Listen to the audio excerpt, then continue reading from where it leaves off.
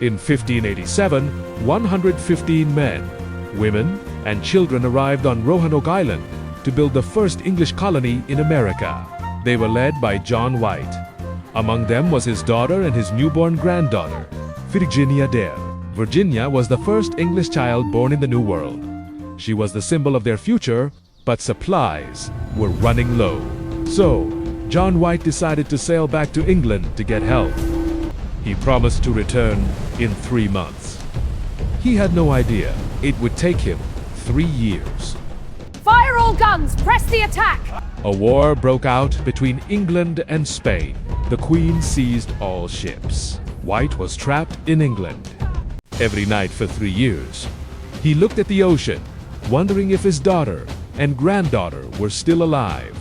Finally, in 1590, he returned to Roanoke. But as he approached the shore, something was wrong. There was no smoke, no dogs barking, no welcome party. Just silence. He ran to the village, but the houses were gone. They weren't destroyed. They were dismantled. 115 people had vanished into thin air. No bodies, no blood, no sign of struggle. The only clue left behind was a single word carved into a wooden post. Croatoan.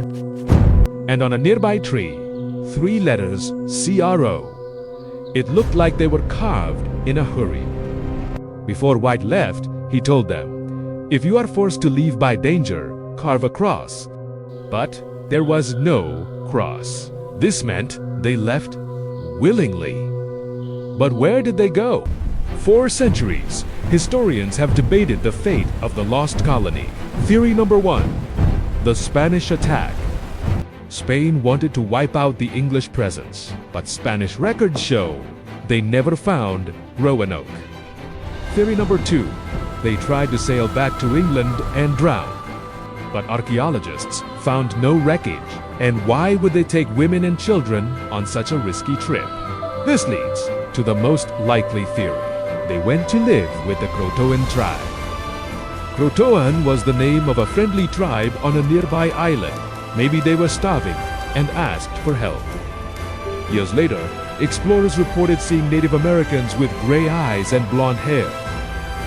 They claimed their ancestors could talk in a book, meaning they could read.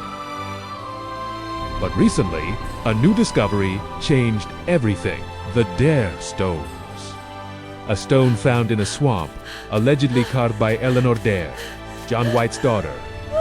The message was terrifying. It said half the colony was killed by the rest died of misery. It was signed with her name. For years, it was thought to be a hoax. But new analysis says it might be real.